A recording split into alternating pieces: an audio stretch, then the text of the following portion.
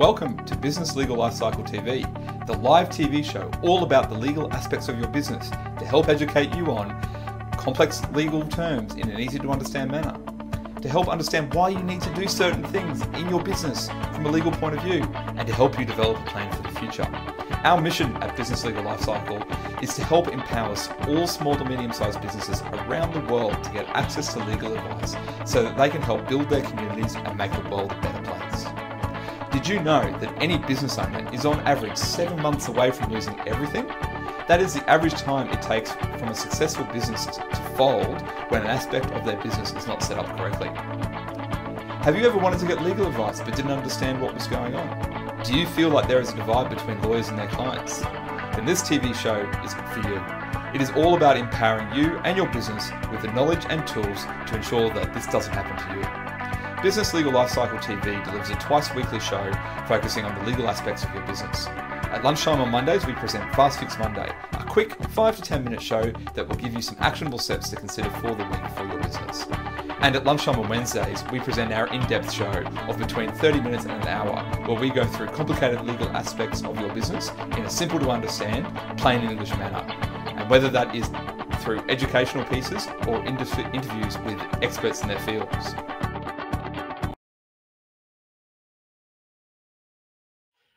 Good afternoon, everyone, and welcome to Business Legal Lifecycle TV. Today is Wednesday, so it's one of our longer form shows, and we're lucky enough that we're going to be going through some questions with one of the other founders of Business Legal Lifecycle, Jeremy Stretton. Say hello to everyone, Jeremy. Hello, everyone. Hope you're having a great day. Excellent. So at the moment, it's, what are we, September 2018, and here at Business Legal Lifecycle TV, we are concentrating on intellectual property, which is phase 5 of the Business Legal Lifecycle. So we're expanding more on that today as part of our education shows, or training shows. I got that wrong, Jeremy. I think I got that wrong. It's all good. Anyway, we're going through a number of questions today. So if you've got any other questions, please let us know. We're happy to assist where we can. So, Jeremy, ready for the questions for today? Yeah, absolutely. Let's get into it. Excellent. All right. So we'll start with copyright, which is a bit of a topic that there's a few misunderstandings in. So the first question, which is a pretty broad one, is what exactly is copyright? And further to that, how does it actually work? Yeah, that's a really good topic to start with because copyright, as you said, there's a lot of misconceptions about copyright. We did a Fast Fix Monday earlier in the week about this. People can go back and have a look at show 127 if they're interested. But what is copyright? So copyright is a legal enforceable right for the author or creator of a creative or artistic work to exploit those works to the exclusion of others. So what does that mean? Basically, that means that if you create something which is unique, and no one else has done it before, then you can use that work and other people can't copy it from you. So it provides protection for your lifespan plus 70 years, and that's in Australia, and it's the same in the United States and other European countries. There are exemptions, of course, such as fair use dealing, fair use just by itself, and they allow people to copy parts of the work so long as they are fair and that they actually acknowledge the other work. So you've got to be really careful with copyright. You've got to be really careful about not breaching other people's copyright. But the simple way to think about it is that it's protecting the work that you produce. So that's what copyright is and how does it actually work. Okay, excellent. And so does it protect ideas then? No. So this is probably the most common misconception about copyright is that it doesn't protect the actual idea. So what it does is it protects the expression of the idea. So for instance, if you copied a chapter of my book, The Business Legal Lifecycle, word for word, then that would be a breach of my copyright in that book.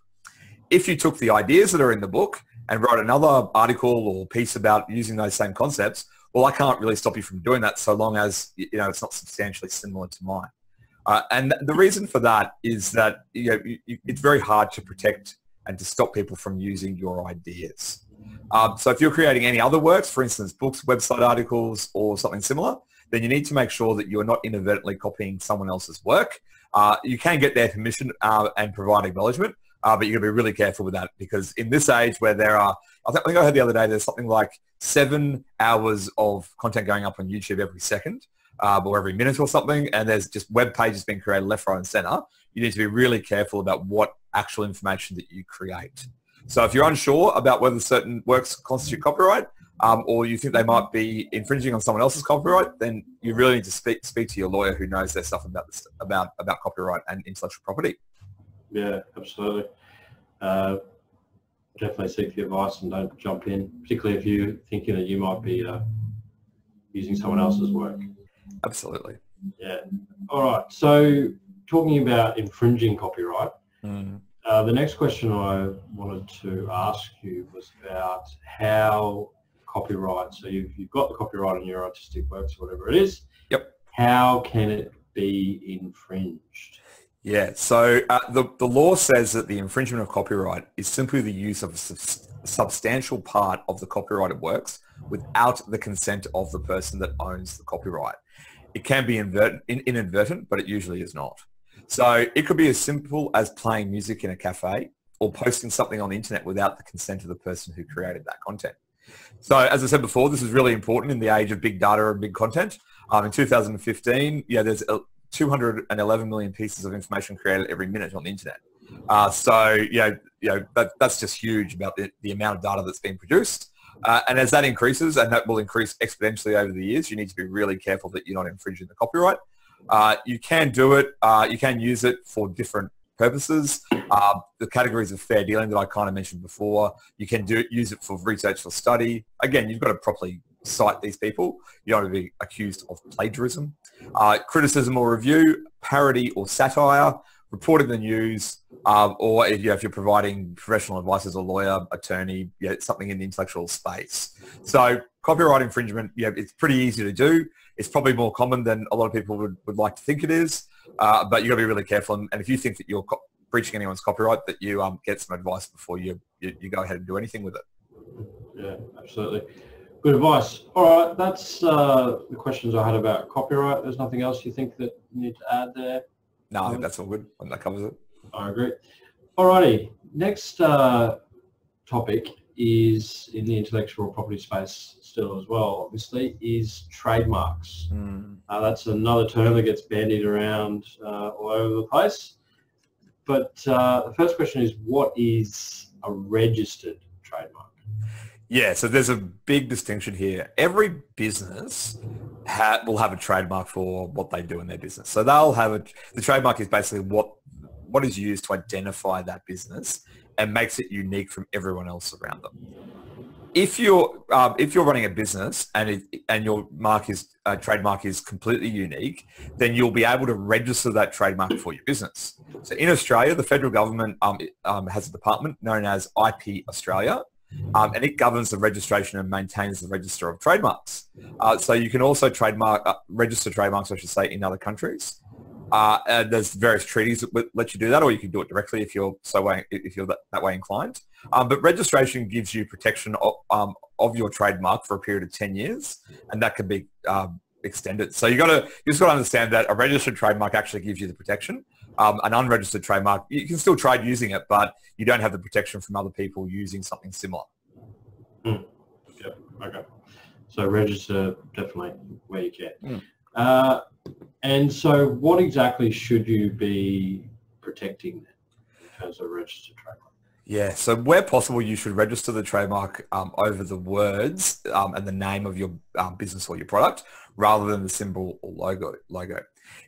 These days it's really easy to register a symbol or logo because it's really hard to actually infringe someone's copyright with that symbol or logo. If you have your name, then it can be a lot harder for someone to actually use something that's similar. So if you can, protect your name. If you can't, then protect your symbol. This is something that it has become easier and easier with the symbols rather than the words over time. And there's no one size fits all answer to this question and what's right for your business. This is where you really need to get the advice of the consultants, lawyers, trademark attorneys, business advisors, so that you can make the right decision for you at the time. Excellent. So you've gone through the process, you've registered your trademark, you've followed the advice from your consultants, and you've got the right level of protection for what you need. What happens if someone infringes that trademark that you have? Yeah, sure. And I might answer this question just by talking about unregistered and registered trademarks, if that's all right, Craig? Okay. Yeah, because there are slightly different actions, but you can still protect an unregistered trademark, and that's something that a lot of people do miss. So I think it's important just to talk about that.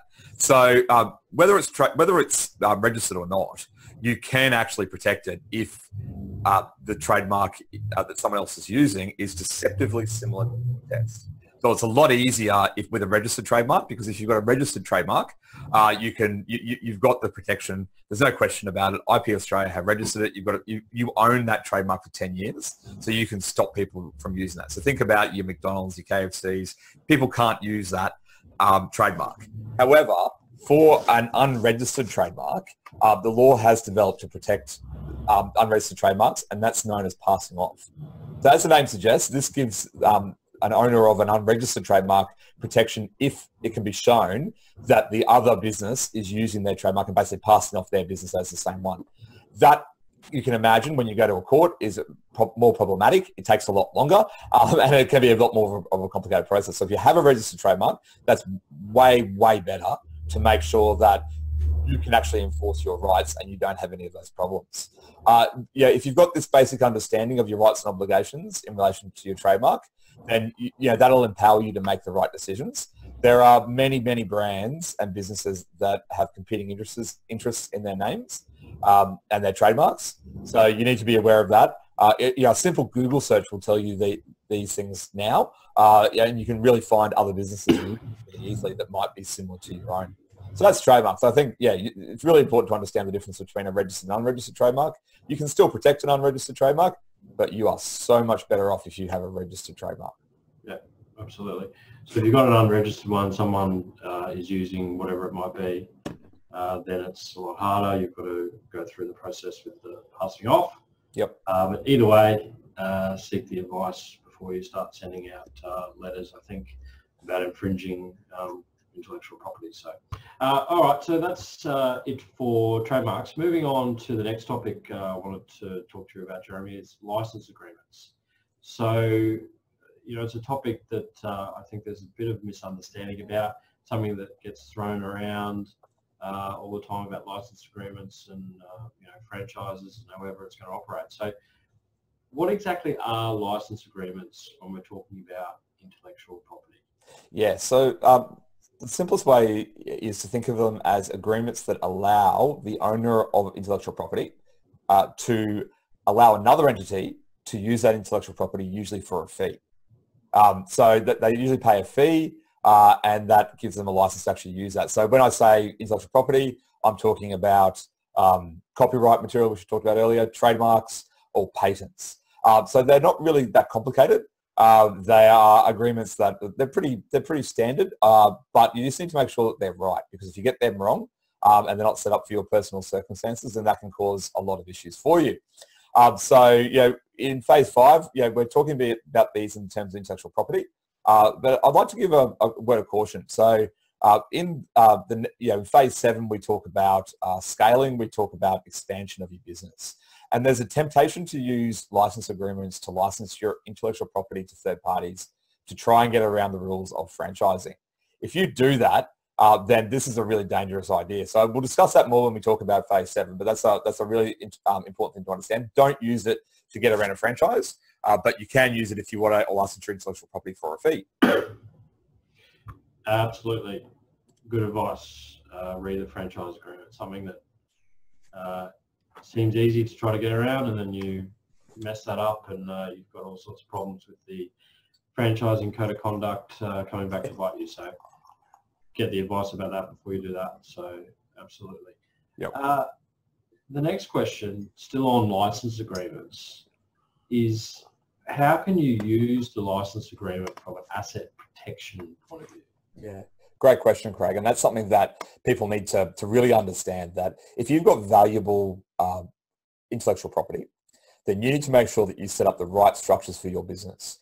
Now, it's very tempting early on, and when you go and see lawyers, and quite rightly, they often, if you're going to have a risky business or your business and some valuable intellectual property, they'll tell you to set up these structures early on.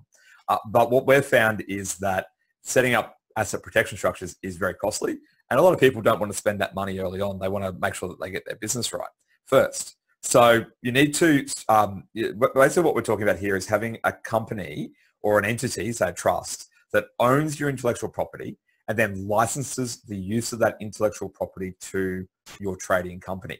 So to give an example, we'll use my old mate Joe that I like to use. Joe's Holdings, he owns, that's a company, Joe's Holdings Proprietary Limited, and it owns intellectual property needed to operate the business.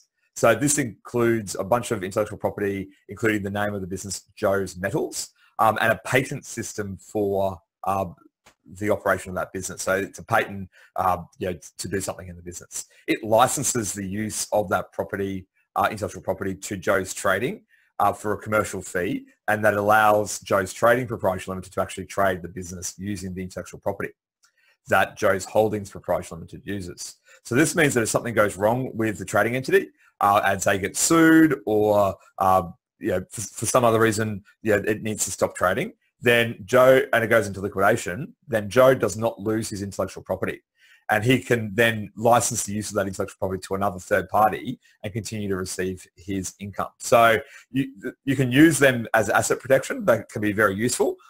They can also be used as good tax planning tools if you've got the right structure set up.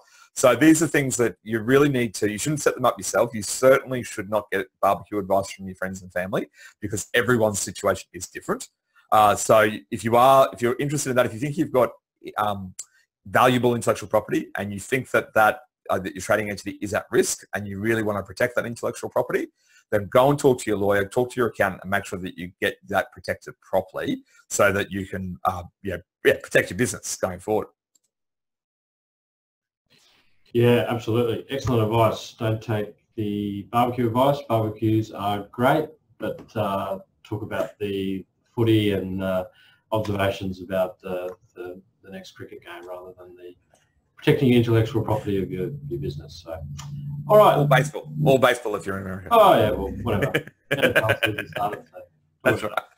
Anyway, so that's license agreements. The next topic is about how you do what you do when it comes to intellectual property. So first question is, it's probably specific to a service type business, but some other businesses might have this as well. But what are precedents and how-to guides when it comes to a business practice? Yeah, so precedents we're really talking about here, as you say, with the service business, they're the general documents, agreements and letters that are used by knowledge workers in their business. So how-to guides, as you said before, they're important for all businesses. It doesn't matter whether you're a knowledge business, a professional business, or running a supermarket. You need to have how-to guides on how you do what you do. This is the real value of your business. This is the intellectual property that makes sure that everyone does things in a consistent and straightforward manner. So you need to put together, really detailed ones. They should be step by step. There can be a temptation to use generic processes. I really, really, really advise people not to do that. Every business is unique. The value of your business is the unique systems and processes that you do with your business. So you need to make sure that what you do is unique, and so you want to protect that. You can put it together over a number of days, and then you need to use it in your business, try it out, see how it goes, and adapt it as necessary. There's a great technique that we were taught by Jim Benson, who's the author of Personal Kanban. And Craig, you remember this. And Personal Kanban is a must-read for every business. It's on our recommended reading list. But the starting point is the end. So you start at the end of your process. So visualize a happy customer, a happy client, and then visualize what you need to do backwards. Now, I've helped a lot of business owners and just internally actually do this process, and it hurts. It actually hurts your head because you've got to really think about each step. But what it does is it means that you don't forget steps as you're going through the process. So if you get your Post-it notes, get your trusty Post-it notes, which we love, and write in each step. Start with a happy client. We start with a smiley face and then work backwards on what does a happy client mean and where does a happy client go. So to do your processes, that's what we've found the best way to actually do it. And that really helps you get the process in place. And as I said before, you need to be aware that, processes and how you do things changes. You're not going to have systems that are in place for 20 years. It's just not going to happen. This is the intellectual property of your business. As you bring new people in, as you find new better ways of doing things, it's going to change how you do things. So remember that you need to keep it up to date. And the other one, and the final point, is the KISS principle. Keep it simple, stupid. The more complicated you've got it, the less people will actually use it. Good advice. Follow the KISS principle indeed. So you've gone through, you've got your precedents, you have 2 guides in your business. So is it the case that you then put them in the drawer and never use them, or have you got some advice about how you can use those how-to guides, precedents, etc. in your business? Yeah, great question. And as I said before, these aren't just documents that aren't updated. So the only way to update them is to actually use them. So how you use your intellectual property is up to you. At the end of the day, you're the business owner or you're the person working in the business. How you use it is up to you. So you need to use them in the best way that works for you and make sure that you actually do use them. And if something doesn't work, get it fixed. Fix it straight away. If you're doing the work and you notice that there's a step missing or there's a superfluous step, step in, do the work, change it, and it'll be easier going forward. As a business owner, I like to make sure that our systems and precedents are used. They should never sit on the shelves, or worse, in the second drawer of your on your desk, which is where everything goes to you never read. So you want to make sure that they're actually used and have your team actually look at them on a regular basis. And that's how you can use them. Make sure that they're updated and make sure they're actually useful, because at the end of the day, the life cycle and the business legal life cycle is all about building the legal and the structures of your business so that you can sell in the future. And your intellectual property and your how-to guides and your precedents, or whatever you need in your business for how you do what you do, is what's valuable and what will need to be, what will determine how much money you get for your business at the end of the day. I can't stress how important this is, and it's often missed in business. Yeah, absolutely. I concur 100% what you just said, really the importance of it, and taking on what you said about it's got to be useful, and it also needs to be user friendly. So you want it to be easy to follow, easy to use, because if it's not, then you know what will happen, it won't get used. So definitely something you need to keep looking at throughout your business. Yep. And on that point too, Craig, there are many ways to do them. And we fell into the trap early on of using of charts and flow charts and all the rest of that. And that worked for us and the early team members that we had in. But as the business evolved, it came down that checklists were better and that they were actually more useful. So you've got to be prepared to just change up the whole thing. And as you know, I work with businesses in the States, and one of them has instituted videos because he's found that his team loves videos and how-to guides. So he installs peripherals in cars like radios and GPS units. And so he's now got videos about how to do it all because his team have found that that's a better way of doing it. So work out what's best for you, but be prepared to change the whole way that you do the system if you need to do that.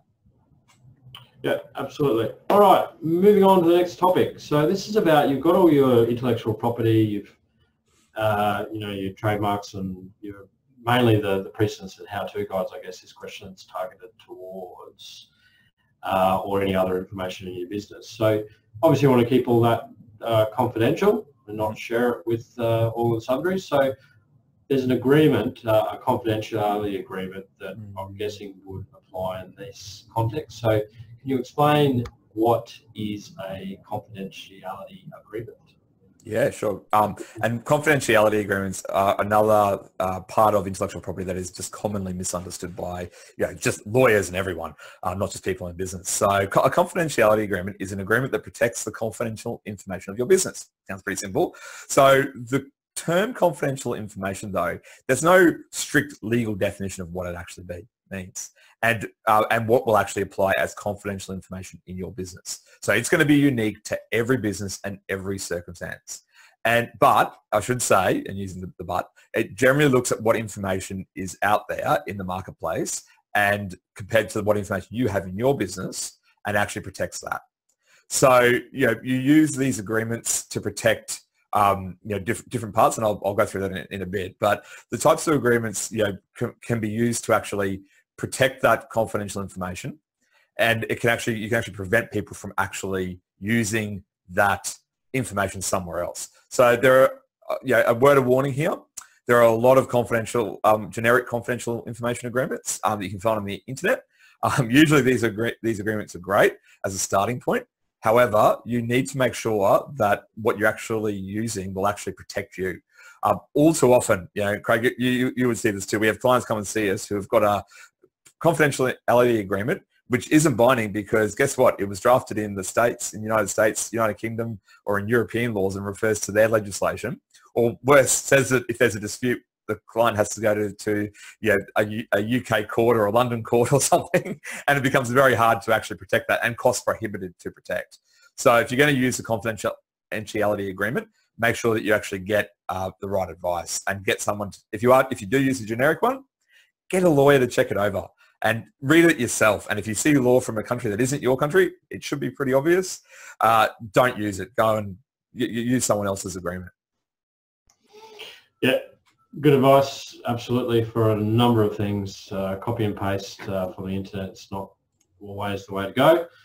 You've spent all this time and effort producing all your intellectual property, probably or is the most valuable asset of your business, so you want to protect it with the right advice regarding a confidentiality agreement. So you touched on how they could be used, but could you expand a bit more on sort of some of the main reasons where you'll use a confidentiality agreement? Yeah, sure. Yeah, I thought you'd ask that question, so I thought I'd leave it just going for a bit. But so the important thing to understand is that confidentiality agreements, they're not necessary for every business. However, there will be circumstances where businesses may need to use them to protect their intellectual property. And I'm going to give you 4 main reasons that we see as actually that you need to use to protect the intellectual property.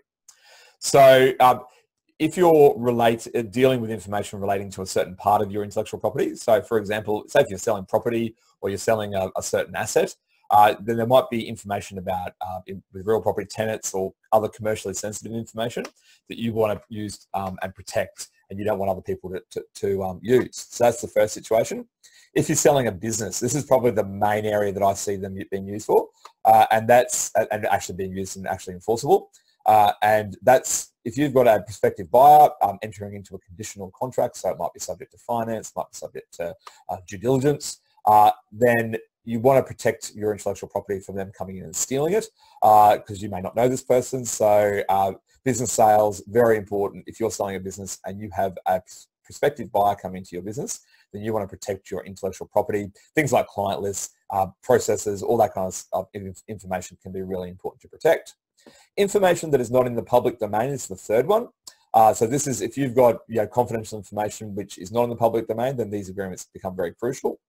And the final one is employees, team, or contractors. So if you've got employees or contractors and you have confidential information, then you really want to have some sort of agreement to protect the use of that and then stealing that information. Now, I said before that business sales were the most common and most enforceable type of confidentiality agreement. Staff would be the most common, but probably the less enforceable one because people use generic agreements that may not be enforceable, or the information that they thought was confidential information may not actually be confidential information. So you need to be really careful to use the right information and protect the right information. So they're the 4 main ways that we see confidential agreements being used to protect your confidential information. But once again, you really, really need to get the right advice here. If you're worried that someone's going to steal your intellectual property, it's worth protecting. So therefore, it's worth spending a little bit of money to get the right advice to protect it properly.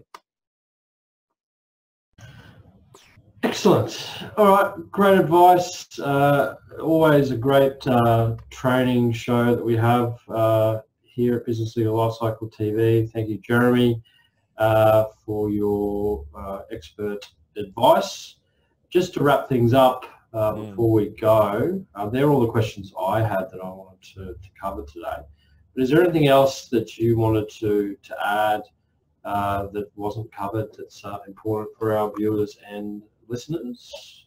Yeah, there's just one thing, Craig, and that's patents. And I did mention it earlier when we we're talking about license agreement, but patents, they're a really specialized area. So a patent protects the process of how you do something, or an invention of how you that you produce. And you can protect them, but they've got to be unique. There are quite a few lawyers out there, and I know some who try and do it themselves, but they're really complicated processes. And to do it right, you need to get the advice of a patent attorney. So if you think you've got a process that might be worth protecting, if you think it's unique, get advice from a patent attorney. I was just talking to someone yesterday and recommending this exact process. Make sure that they go to the patent attorney, find out whether or not it's patentable, spend a bit of money if they charge a bit of money to find that out, which they probably will, and get the advice, because the patent register is very long, very complicated. It has a lot of information. Your patents are often very obscurely drafted and very obscure in the way that you find them. But these guys, these patent attorneys, they know what they're looking for. They know what they're doing. So if you think you've got an invention that might be worthwhile protecting, go to a patent attorney, get some advice, and then see whether or not they want to protect the process. But that's it, Craig. I think that we've covered quite a bit of different topics today. So I'm happy that's everything people need. Excellent. All right, that's it for our show for today. If you have any other questions or want to make any comments about anything that Jeremy has said, please let us know via email or through the various platforms, Facebook, etc. We hope you got a lot out of that. We know that that's going to help a lot of businesses in relation to intellectual property, which is a misunderstood topic in business from what we see. So we're happy to share all that information with you. We'll be back again on Monday for Fast Fix Monday, where we're talking more about intellectual property this month in September. So we look forward to you all joining us then. Thanks for joining us today, and we'll see you next time. Thanks, everyone. Have a great week.